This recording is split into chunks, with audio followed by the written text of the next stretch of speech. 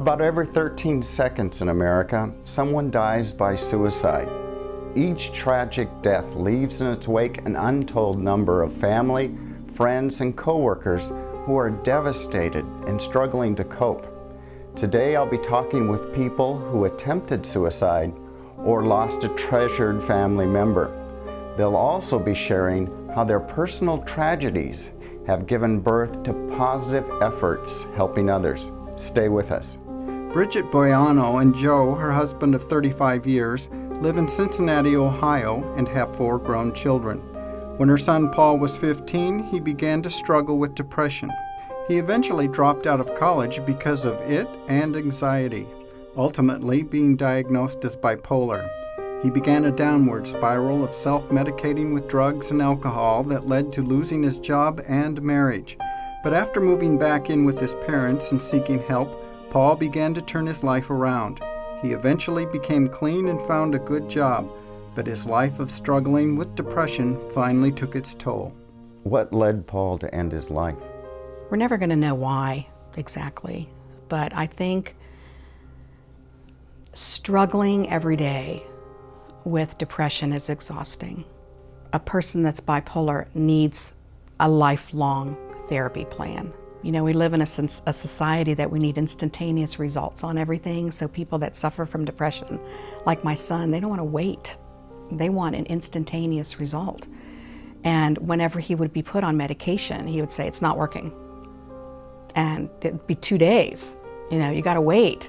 There were no signs before his death that he planned to take his life. So leading up to his death in December, we had last seen him alive in Thanksgiving of that year. It was 2 weeks later, I was working and I thought, you know what, I haven't heard from him for a few days. So in my mother's mind, I was very suspicious that something was wrong. And it was a week went by and I still hadn't heard from him. And I called my brother and I said, "I need for you to stop over at the apartment," because I was afraid to go. I remember it distinctly, it was on a Tuesday, and I called my brother at 5 o'clock in the evening because he usually had dinner with Paul on Mondays. And I said, "Have you seen him?" And he said, "No, he didn't show up for dinner last night." So he went over to the apartment. He went in and he found him. He had been dead for a week. I was hysterical. I just was a mess. And this is like a bomb hitting your brain. You know, it's devastating news of this, you know, and I can talk about it now without getting hysterical because it's been 11 years, but it's still, I can remember like it was yesterday. Every time suicide happens, people want to know why, but I think he was exhausted. I think from the depression, from trying to live a normal life. And think about the grief that I had at the time. Think about your own sadness if you've had a major traumatic experience in your life. And when I went to see a clinician soon after to help me get through this, she said, think about your grief now and how Paul must have felt was probably 1,000 times that every day. How did you and Joe cope with this? My husband and I did seek professional help. I think it really helped us. And for me though, my journey didn't end there. You know, I am the type of person that won't let Paul become another statistic. He was flesh and blood. He was here. He was a human being. He was creative. He had a great sense of humor. He was an actor. He was a musician. He did all these things, you know, in his life. So I want people to know that if you have someone that has depression, you need to get them help because they cannot do it by themselves. How long were you seeing a counselor? I actually am still seeing one. After all this time, I check in with her every 3 months. I've done suicide survivor support groups. I've bonded with people that have experienced the same kind of grief that I have. I think it's important to bond with people that understand what you're going through. I've made some really, really good friends through my grief journey, and I'm still continuing, and I think it's important to talk about it and to raise awareness. In a moment, we'll hear from a woman who is a suicide survivor.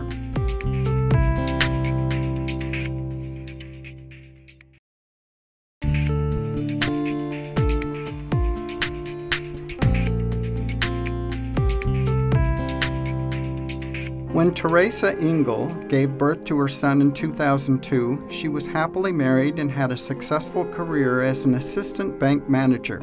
Life seemed perfect until she began feeling overwhelmed and depressed. The depression worsened with Theresa thinking of ways to end her life. I love being a mom. It was the best job I've ever had. But this feeling just overtook me. And I've never been depressed like that. I'm always a happy-go-lucky person, and I just felt like everybody would be better off without me. I ended up leaving work early because I couldn't sit there anymore. I was constantly crying or having anxiety issues. And on the way home, I thought, okay, if I run into this person, maybe I'll kill myself, like have a car accident. But I was so scared I would kill somebody else too. And I didn't want to hurt anybody but myself. Did you seek help? That night, my husband talked me into going to our local emergency room. I didn't want to go. I just wanted everybody to leave me alone and let me pretty much ask God to take me in my sleep. And my husband wasn't willing to let me give up, thank goodness. But I went to the emergency room that night. I stayed overnight that night, and a doctor came in the next morning, asked if I was still suicidal. I knew exactly what to say. No, I'm done. You know, I'm just having a bad moment, a bad time in life. I got overwhelmed. Let me go home. He let me go home that night and told me that I needed to see a therapist within 2 weeks.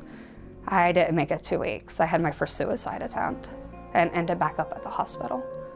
And at that time, when I went back to the hospital, is when they gave me the diagnosis of bipolar II disorder. What's the healing process been like for you?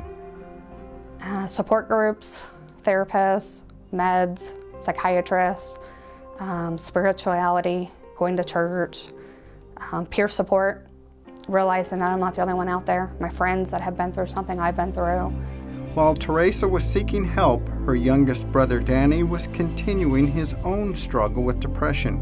After serving 9 years and 2 tours in Iraq with the United States Air Force, Danny was diagnosed with bipolar disorder and PTSD. After his first suicide attempt, Danny received treatment and was sent back to base. But on May 15 of 2013, Danny lost his battle with mental illness and died by suicide. So Danny decided when he woke up that morning that he had a plan. His wife went to work and Danny disappeared. I woke up that morning, and I don't know if it's just being brother and sister or what, but I called Danny, and it was very early in Alaska time.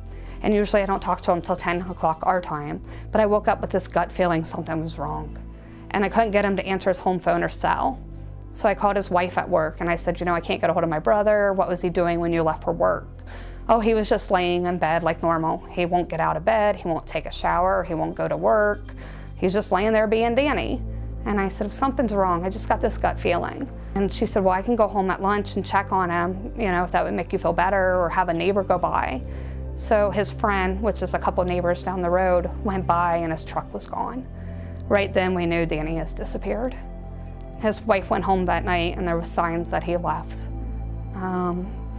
Danny was very good about, like I am too, about our medicine.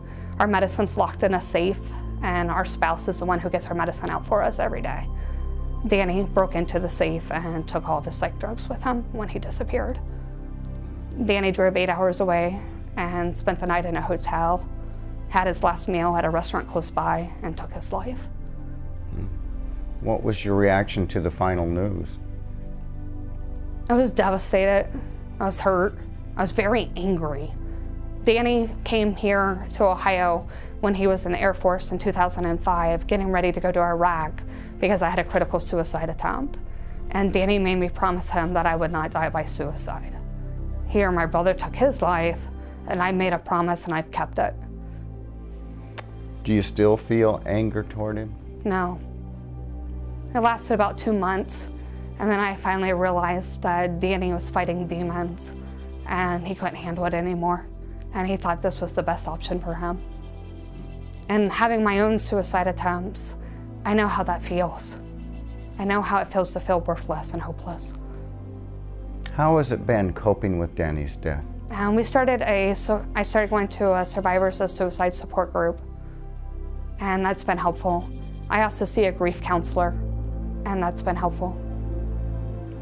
For me, though, the biggest thing is helping other people. Now, you've been sharing your experiences with the American Foundation of Suicide Prevention. Theresa, why do you think that's important? I think it's important because we're all coming together. It's like a family. The more people we educate about suicide prevention awareness, the more lives we're saving. What's the most rewarding part about your volunteer work? Is knowing when people call and say, thanks for talking to my sister yesterday. She was planning on killing herself and tonight she's here. Theresa, what do you think your future holds? For myself, I know for one fact, which I'm really glad to say, that I won't die by suicide. And I've never been able to say that before. Coming up, we'll learn about the warning signs of suicide and steps you can take to prevent it.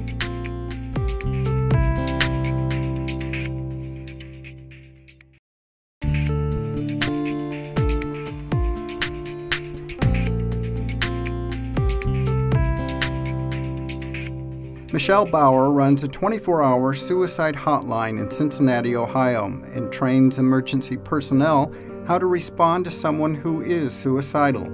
After her own sister attempted suicide 10 years ago, Michelle felt the need to get involved and educate people on mental illness. Calls ranging from probably about 400 to 600 calls a week. Really? Yeah. Yes, so we have staff and volunteers that cover the lines. We have about 12 lines. We're a center, a part of the National Suicide Prevention Lifeline. Now, out of those calls, about 10% are callers that are suicidal. So we have to assess that over the phone by talking to them. We have to ask the questions. We have to ask about suicide if we hear any of those warning signs or that person gives us any what we call invitations. So somebody says, I feel like I'm a burden to my family, or they'll be better off without me. What kind of strategies do you deploy during these calls?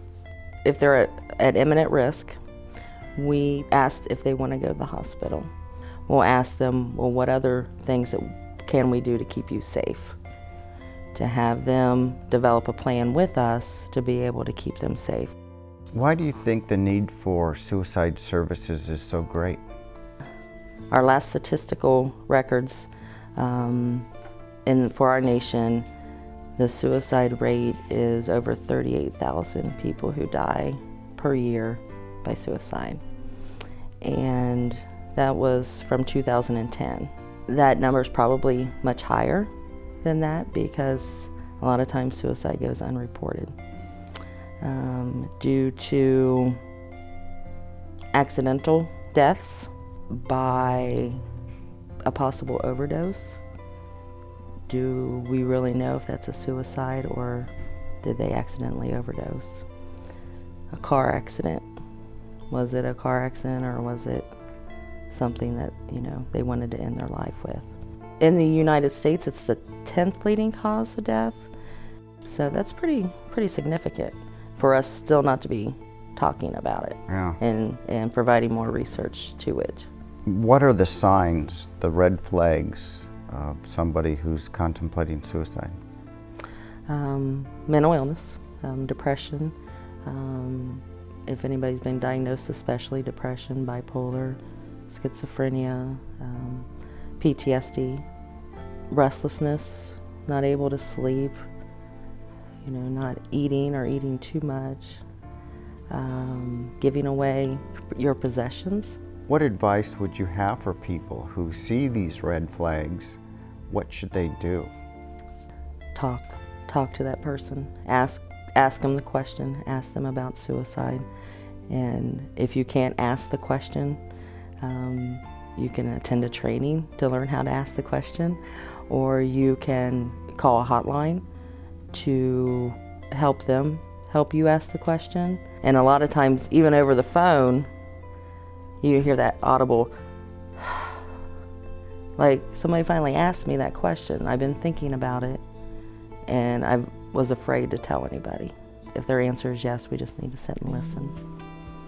Sheila Manufo Canoza was inspired to found Companions on a Journey Grief Support following her husband's death to cancer.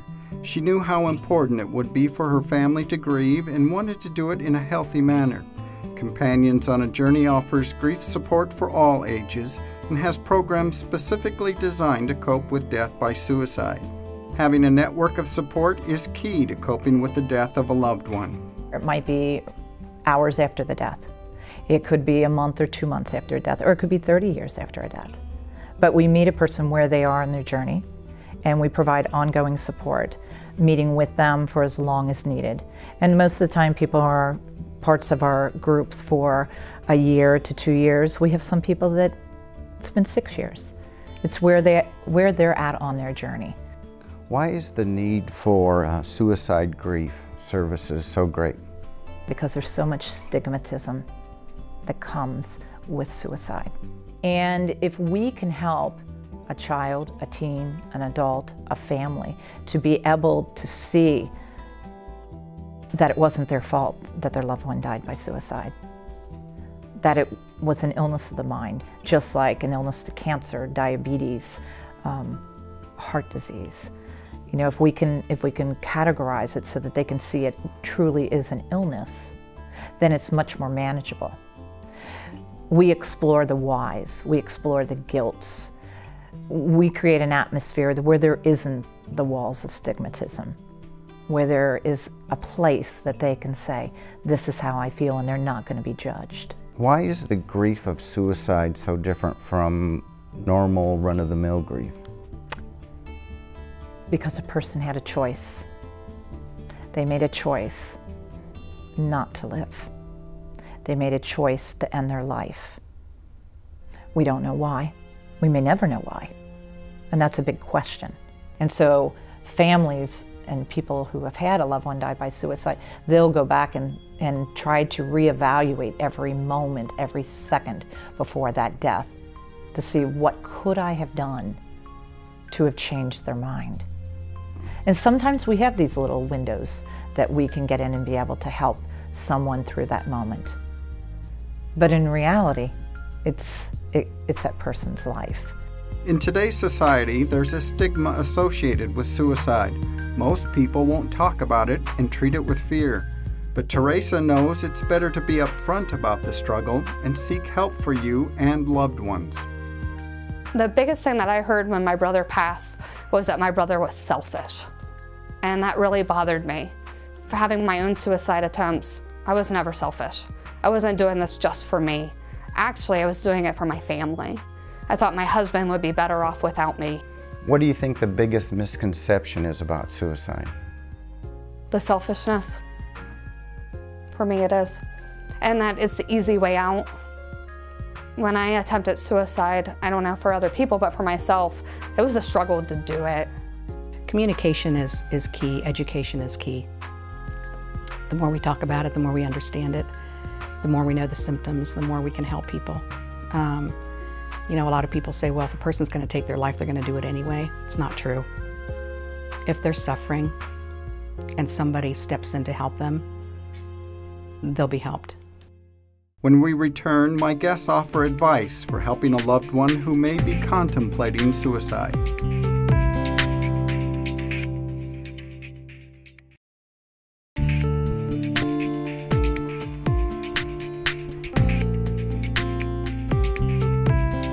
There are over 38,000 suicide deaths reported each year in the United States. Each death has a ripple effect that impacts friends and loved ones. But with education, treatment, and prevention, some of these lives could be saved. What would you say to somebody who's contemplating suicide? I would say that there are people out there that care, and it's okay to ask for help. It's okay that you're having these thoughts. A lot of people do. And to find just one person that you trust to tell, and know somebody is out there to help. If you don't have anybody to, you know, there's suicide hotlines around the country, or you can get on them by the phone or online or texting, that there is hope. What should the average person do if he or she sees these signs in someone they love or know? Take it seriously. Don't be afraid to ask that person, is something bothering you? Are you depressed? Are you thinking about suicide?